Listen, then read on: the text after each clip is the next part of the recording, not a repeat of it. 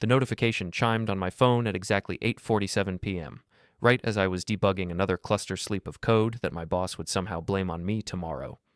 Dave's name flashed on the screen with a message that made me freeze. Tall guy just came by. Wife in black lingerie. Thought you should know. Below it, a photo that confirmed every suspicion I'd buried for months. Before we dive deeper into this story, I have one small request. Please subscribe, drop a like, comment, and hit that hype button to boost this channel so more people can discover these incredible Reddit stories.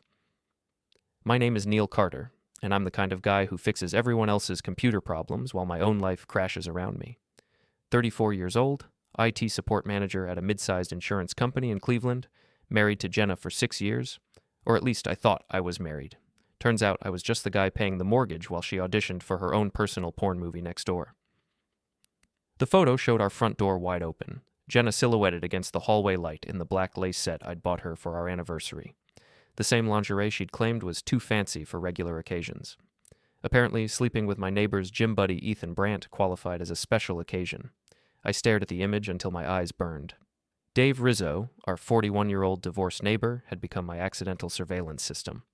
The guy worked HVAC, had a mouth like a sailor, and possessed the supernatural ability to be outside smoking whenever drama unfolded on our quiet suburban street. My phone buzzed again. Dave. You working late tonight? Me. Yeah. How long has he been there? Dave. 20 minutes. Want me to do something? I sat back in my ergonomic office chair that the company bought to prevent lawsuits, staring at the fluorescent lights that made everyone look like corpses. 6 years of marriage, and this is how I find out. Not catching them in bed, not lipstick on a collar, but a neighbor's text message with photographic evidence of my wife greeting her lover like she was starring in her own private fantasy. The rational part of my brain started calculating. Jenna taught Pilates classes 3 evenings a week, or so she claimed. She'd been buying expensive perfume, claiming it was for client confidence. She'd started going to bed early, saying the classes wore her out. And her phone, Jesus, her phone was always face down now, wasn't it? I typed back to Dave, "Want to help teach them a lesson?" His response came instantly. "What do you need?" I grabbed my jacket and keys, my mind already spinning with possibilities. "Give me 20 minutes.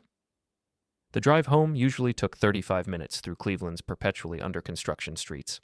I made it in 22. My Honda Civic pushed harder than it had been since I bought it 3 years ago.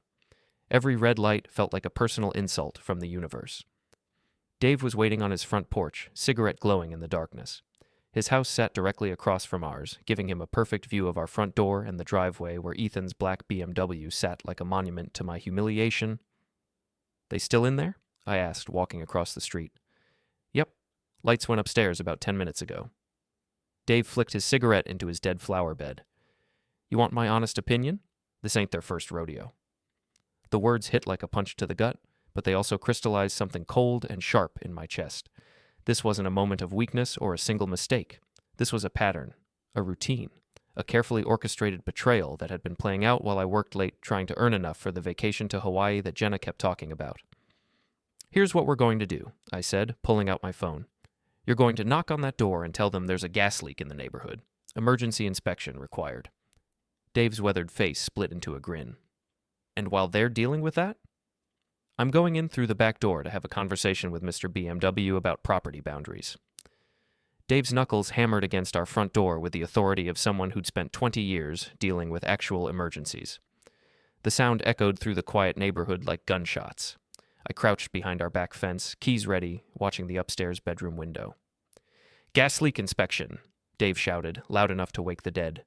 "Emergency services. Need to check all houses on the block." The bedroom light flickered on. Shadows moved frantically behind the curtains. I imagined Jenna's panic, Ethan scrambling for his clothes, both of them trying to figure out how to explain why a married gym owner was in my house at 9 p.m. The front door cracked open. Even from my position, I could see Jenna's silhouette wrapped in what looked like my bathrobe. Her voice carried across the yard, high and strained. "I'm sorry. What's this about?" "Gas leak, ma'am. Detected high levels 2 houses down. Company policy requires immediate inspection of all residences in a 4-house radius." Dave's voice carried the perfect blend of urgency and bureaucratic authority. "I need to check your basement and main floor for accumulation." "This really isn't a good time?" "Ma'am, with respect, gas leaks don't wait for good times. You got anyone else in the house? Everyone needs to be accounted for during inspection." I used their conversation as cover to slip through our back gate and up to the kitchen door. My key turned silently. I'd been meaning to oil that lock for months, and for once my procrastination paid off. The house felt different, charged with the electricity of secrets and betrayal. I could hear Dave's boots stomping around the living room, his voice getting closer to the stairs. "Ma'am, I'm going to need you to stay down here while I check the upper level. Gas can pool in strange places, and I need to concentrate on my readings." That was my cue. I crept toward the laundry room, where I could hear panicked whispering. The door was slightly ajar, and through the gap, I saw him. Ethan Brandt looked nothing like the confident alpha male who strutted around his gym. Shirtless, holding his pants and shoes, he was just another cheating asshole trying to figure out how to sneak out of someone else's house. His perfectly sculpted chest and arms, the ones Jenna had apparently found so irresistible, were slick with nervous sweat. I pulled out my phone, started recording, and pushed the door open. "Evening, Ethan." He spun around like I'd hit him with a cattle prod. His mouth opened and closed without sound, clutching his clothes against his chest like a shield. "Neil, I can explain." "I'm sure you can. But first, let's get something on record." I held up the phone, making sure the camera captured his face clearly. "State your name and explain what you're doing in my house at 9:15 p.m. on a Tuesday night." "Look, man, I didn't know she was married when this started." "Bullshit. You've lived in this neighborhood for 3 years. You've seen me mowing the lawn, taking out trash, washing my car in the driveway. Try again." Ethan's jaw worked like he was chewing glass. "It just happened, okay? We met at the gym, started talking, one thing led to another. In my house, in my bed, while I'm at work paying the mortgage." I kept the camera steady, my voice level. "How long has this been going on?" "A few weeks." "Try again. Dave's been watching you come and go for months." His shoulders sagged. "Since January." 8 months. 8 months of late Pilates classes and girls' nights out, and I'm too tired tonight, honey. 8 months of me working overtime to pay for her gym membership so she could sleep with her trainer. "Here's what's going to happen," I said, still recording. "You're going to get dressed, walk out my front door, and explain to Dave exactly who you are and why you were in my house. Then you're going to go home to your wife and decide if you want to tell her yourself or wait for me to do it. Neil, please." Did I stutter? Footsteps thundered down the stairs. Dave's voice boomed through the house. "All clear upstairs, ma'am. Just need to check the basement and I'll be out of your hair." Ethan fumbled with his shirt, his hands shaking. "What about Jenna?" "Jenna's my problem. You're just the symptom." I stepped aside, gesturing toward the door. "After you." We walked through my kitchen, past the table where Jenna and I ate breakfast every morning, past the refrigerator covered with photos from our honeymoon in Mexico. Everything looked the same, but it all felt like props in a play I'd never auditioned for. Dave was in the living room, holding what looked like a legitimate gas detector, playing his role to perfection. Jenna stood near the stairs, still wrapped in my robe, her face the color of old paper. "Found something interesting in the laundry room," I announced. "Turns out we do have a leak. Goes by the name Ethan Brandt." Jenna's mouth fell open. Dave's grin could have powered the neighborhood. "Well, I'll be damned," Dave said. "That's not the kind of gas leak I usually handle, but I've got it documented." He held up his own phone. "For the report. You understand." Ethan looked like he wanted to disappear into the carpet. "I should go." "Yes," I said. "You should. Dave, you mind walking Mr. Brandt to his car? Make sure he doesn't trip on anything." "My pleasure." As they headed for the door, I turned to Jenna. She was crying now, mascara running down her cheeks in black streams. "Neil, I can explain." "You answered the door in lingerie for him. He was hiding in our laundry room. The neighbor has photos, I have video, and apparently this has been going on since January." I sat down on our couch, suddenly exhausted. What exactly do you think needs explaining?" The next morning, I woke up alone for the first time in 6 years. Jenna had packed a bag and gone to her sister's place after a 2-hour conversation that had all the warmth and productivity of a UN peace negotiation. She'd cried, I'd stayed calm, and we'd both agreed that our marriage was probably over. What I hadn't expected was how quickly the news would spread through our neighborhood. By the time I left for work, 3 different neighbors had found excuses to check their mailboxes, walk their dogs, or water their already dead lawns. Mrs. Patterson from 2 houses down actually waved. Dave intercepted me at my car. "Sleep okay?" "Like a baby with trust issues and a good divorce lawyer on speed dial." "Speaking of lawyers, you might want to talk to one soon. Jenna's been making phone calls." I paused with my hand on the car door. "What kind of phone calls?" "The kind where she's telling people you set her up." that you and me conspired to embarrass her. Dave lit his morning cigarette. Mandy Peterson came by around 7, asking if you'd been planning this. Mandy Peterson was Jenna's closest friend, a bottle-blonde real estate agent who specialized in other people's business. If Mandy was asking questions, it meant Jenna was trying to control the narrative. What did you tell her? The truth? That I saw something suspicious, texted you, and you came home to find your wife's boyfriend hiding in your laundry room. Dave blew smoke toward the sky. Also mentioned that I've got photos going back 3 months, timestamps and everything. I started the car, my mind already shifting into problem-solving mode. Dave, do me a favor. If anyone else comes asking questions, tell them the same thing, just the facts. You got it. But Neil, you might want to think about getting ahead of this story before Jenna turns you into the bad guy. The drive to work gave me time to think. Jenna was smart, manipulative, and had a network of friends who'd believe whatever version of events made her look like the victim. I needed allies, evidence, and a plan. My first stop was Lisa Brandt. I'd met Ethan's wife exactly twice in 3 years, once at a neighborhood barbecue and once at the grocery store. She was a sharp-featured woman in her early 30s, worked as a paralegal downtown, had the kind of direct stare that made people uncomfortable. If anyone deserved to know what her husband had been doing with his Tuesday and Thursday evenings, it was her. I found her address online and drove to their house during my lunch break. It was a colonial-style place about 10 minutes from our neighborhood, with a perfectly manicured lawn and a BMW matching Ethan's parked in the driveway. Lisa answered the door in business attire, clearly working from home.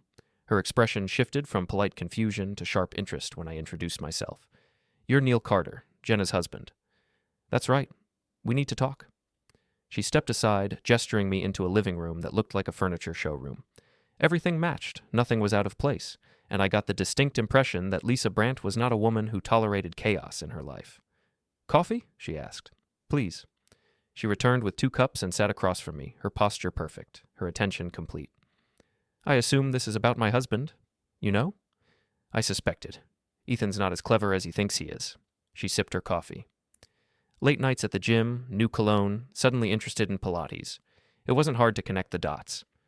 I pulled out my phone and showed her the video from the night before. Lisa watched without expression, her face giving away nothing until Ethan started talking about January. 8 months, she said quietly. I've been suspicious for 8 months. I'm sorry. Don't be. I'm not. She handed back my phone. What do you want from me, Neil? Honestly, I'm not sure yet, but Jenna's trying to spin this like I'm the villain, and I thought you should know what really happened. Lisa's smile was sharp as a blade. Oh, I think I can help with that. You see, Neil, I've been documenting Ethan's behavior for months. Photos, credit card statements, phone records. I was building a case for divorce, but I needed proof of infidelity. And now you have it. Now I have it. She stood up, walking to a desk in the corner and returning with a thick folder. Bank records showing charges at hotels I've never been to. Cell phone logs showing hundreds of texts to a number registered to your wife. Credit card receipts from Victoria's Secret on days when I received no gifts. I stared at the folder. You've been investigating your own husband. I'm a paralegal, Neil. I investigate everything. She sat back down, her expression businesslike. The question is, what do we do with all this information? We make sure the truth gets told. I was hoping you'd say that. By Friday afternoon, Jenna's version of events had made the rounds through her social circle. According to the gospel of Jenna Carter, I was a controlling husband who'd conspired with the creepy neighbor to humiliate her. Ethan was just a friend who'd stopped by to help with a computer problem. The lingerie was a coincidence. She'd been trying it on when Dave knocked. It was a decent story, except for the part where it was complete bullshit. Lisa and I met at a coffee shop downtown to plan our counter-offensive. She'd brought her folder of evidence, and I'd brought Dave's photographs and my video from Tuesday night. The key, Lisa said, spreading documents across our table, is credibility. Jenna's story only works if people don't see the evidence. So we show them the evidence. Strategically. All at once. To the right people, in a way that can't be dismissed or explained away. She pulled out her phone. Do you know about the Oakwood Neighborhood Facebook group? I didn't, but I was about to get educated. The group had over 300 members, including most of our neighbors and half the local business owners. It was where people posted about lost cats, recommended contractors, and shared security camera footage of package thieves. Jenna posted in here yesterday, Lisa said, showing me the screen.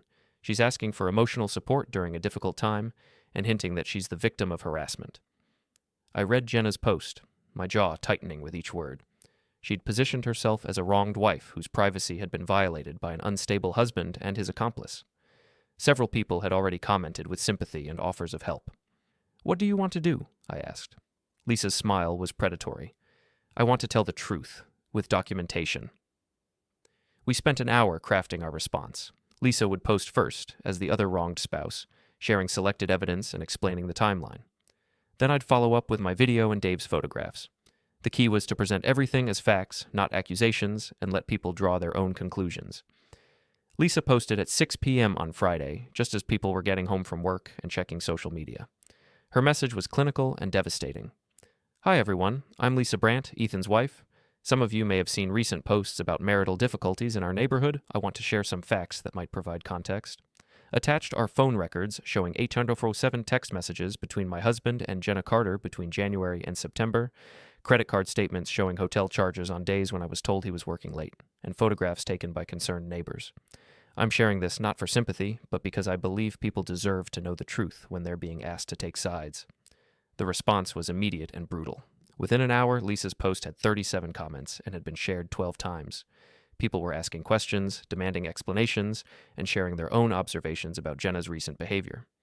At 7:15 p.m., I added my contribution. "This is Neil Carter. I want to thank my neighbor Dave Rizzo for alerting me to suspicious activity at my house Tuesday night, and Lisa Brandt for her courage in sharing the truth. Attached is security footage from that evening showing the confrontation when I discovered the affair. I'm sharing this to correct misinformation that's been spread about the people who helped me and to provide context for why my marriage is ending." The video went viral within our little community. By 9 p.m., it had been viewed over 200 times and shared to 3 other local Facebook groups. The comments section was a battlefield, with Jenna's friends trying to defend her while neighbors shared their own suspicions and observations. Mandy Peterson tried to rally support. "This is a private matter that should be handled privately. Posting this online is cruel and vindictive." Dave's response was perfect. "What's cruel is screwing around behind your husband's back for 8 months. What's vindictive is trying to blame the people who caught you." But the most devastating comment came from an unexpected source. Tom Bradley, who owned the gym where Jenna taught her Pilates classes. "I feel obligated to share that Jenna Carter has not taught classes at Bradley Fitness since March. She canceled her contract, citing schedule conflicts. I assumed she'd found work elsewhere. The implications hit the community like a bomb. If Jenna hadn't been teaching Pilates for 6 months, where had she been going 3 nights a week?" The answer was obvious, and the comments section exploded with speculation and outrage. By Saturday morning, Jenna's support network had crumbled. Mandy and Tara, her closest allies, had gone silent on social media. The neighborhood's opinion had shifted decisively against her, and Lisa and I had established ourselves as the wronged parties, seeking only truth and justice. But we were just getting started. Sunday evening, Jenna made her last desperate play. She showed up at our house while I was grilling dinner on the back deck, looking like she'd aged 5 years in 5 days. Her eyes were red from crying, her hair unwashed, and she wore the kind of oversized sweatshirt that screamed defeat. "Neil, we need to talk." I didn't invite her to sit down. "Talk. This has gone too far. The Facebook posts, the neighborhood gossip, people staring at me at the grocery store. You've humiliated me." "I've told the truth. There's a difference." She sat down anyway, uninvited, on the deck chair that used to be hers. "I made a mistake. I know that. But what you and that woman have done is vindictive and cruel." "That woman is Lisa, Ethan's wife. Remember Ethan? Your boyfriend?" "He wasn't my boyfriend. It was complicated." I set down my beer and looked at her directly. "Jenna, you lied to me for 8 months. You quit your job and pretended to go to work so you could spend time with another man. You brought him into our house, into our bed, and when I caught you, your first instinct was to lie some more and blame everyone else. I know, but I'm not finished." My voice was getting louder, and I could see Dave on his porch, pretending to read a magazine. "You want to talk about humiliation? Let's talk about me working 60-hour weeks to pay for your gym membership so you could sleep with your trainer. Let's talk about me planning a vacation to Hawaii while you were planning which lingerie to wear for your Tuesday night dates." Tears were streaming down her face now. "I'm sorry. I'm so sorry, Neil. It meant nothing." "It meant everything. It meant our marriage, our trust, our future. It meant 6 years of my life that I can't get back." She was sobbing now, the kind of ugly crying that would have broken my heart a week ago. Now it just felt like justice. "What do you want from me?" she asked. "Nothing. I want nothing from you except for you to sign the divorce papers when they arrive and stay out of my life." "The whole neighborhood hates me." The whole neighborhood knows the truth. There's a difference. A car door slammed in front of the house. Through the side gate, I could see Ethan's BMW in my driveway. Again. "You've got to be kidding me," I muttered. Ethan appeared around the corner of the house, looking like he'd dressed for a confrontation. Tight t-shirt, expensive jeans, the kind of aggressive posture that worked well at the gym but looked ridiculous in suburban backyards. "We need to settle this," he announced. Dave materialized from his porch like a guardian angel with a cigarette. "Evening, Ethan. You lost?" "This is between me and Neil." "Actually," I said, standing up, "this is between you and your wife, who, by the way, filed for divorce yesterday. Lisa told me this morning." Ethan's confident facade cracked. "She what?" "Filed for divorce. Oh, citing irreconcilable differences and adultery. She's asking for half your assets, alimony, and attorney fees." I smiled. "Turns out paralegals know really good divorce lawyers." "You jerk. You turned her against me." "No, Ethan. You turned her against you when you decided to sleep with my wife for 8 months. I just provided documentation." He took a step forward, his hands clenched into fists. Dave took 2 steps forward, and suddenly the dynamic shifted. Dave was shorter than Ethan, but built like a brick wall, with the kind of weathered toughness that came from 20 years of manual labor. "You feeling froggy, Jim boy?" Dave asked. Ethan looked between us, calculating odds. 2 against 1 in my backyard with neighbors watching from their windows. Not great math, even for a guy who spent his days lifting weights. "This isn't over," he said. "Yeah, it is." I pulled out my phone. "See, here's the thing, Ethan. Lisa and I have been comparing notes. We know about the other women." His face went white. "That's right. Jenna wasn't your only Tuesday night special. Lisa found credit card charges, hotel receipts, text messages. She's been building a case for months, and now she has everything she needs." Jenna looked up from her crying. "Other women? Did you think you were special?" I asked her. "Did you think you were the only married woman he was screwing while their husbands worked late?" The look on her face was worth every moment of pain from the last week. The realization that she'd thrown away her marriage for a serial cheater who saw her as just another conquest hit her like a physical blow. "Lisa's lawyer is very thorough," I continued. "He's identified at least 3 other women over the past 2 years. All married, all meeting Ethan at the same hotels, all getting the same lies about his marriage being over." Ethan was backing toward the gate now, his bravado completely gone. "You can't prove any of that." "We don't have to prove it. We just have to share it. Same way we shared the truth about you and Jenna." I held up my phone again. "Facebook is a wonderful thing, isn't it?" He ran through my backyard and around the house to his car. We heard the BMW roar to life and screech out of the neighborhood like he was being chased by police. Jenna sat in the deck chair, staring at nothing, the full scope of her situation finally sinking in. She'd destroyed her marriage for a man who'd been cheating on her while cheating with her.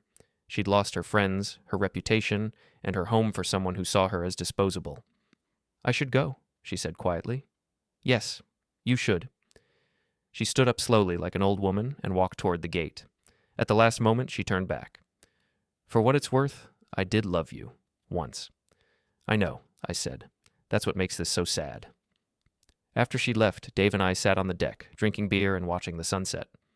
The neighborhood was quiet, peaceful in a way it hadn't been for months. "So what now?" Dave asked. "Now I figure out how to be single at 34. Maybe take that vacation to Hawaii by myself." "Sounds like a plan." He crushed his empty can. "You know, for what it's worth, I think you handled this pretty well." "Yeah?" "Yeah. You could have gotten ugly, could have done something stupid. Instead, you just told the truth and let the chips fall where they may. The truth was ugly enough. Sometimes it is." We sat in comfortable silence as the streetlights came on. Tomorrow, I'd start the process of rebuilding my life. I'd finalize the divorce, maybe sell the house, figure out what came next. But tonight, I was content to sit with my friend and neighbor, knowing that I'd face the worst betrayal of my life with dignity and come out the other side intact. 3 months later, I ran into Mandy Peterson at the grocery store. She looked embarrassed and tried to avoid me, but I cornered her by the frozen foods. "How's Jenna doing?" I asked. "She's struggling. Living with her sister, looking for work. The Pilates studio thing didn't work out." "And Ethan?" "Last I heard, he moved back to Columbus after the divorce. Lisa got the house and half his business." I nodded. "Good for Lisa." "Neil, for what it's worth, I'm sorry about how everything went down. Jenna was my friend, but what she did to you was wrong." "Thanks, Mandy. I appreciate that." As I walked away, I felt something I hadn't experienced in months. Peace. Justice had been served, not through violence or revenge, but through truth and consequences. Jenna and Ethan had lost everything they'd risked for their affair, while Lisa and I had emerged stronger and wiser. Sometimes the best revenge is simply letting people face the natural consequences of their choices. Sometimes the truth is weapon enough.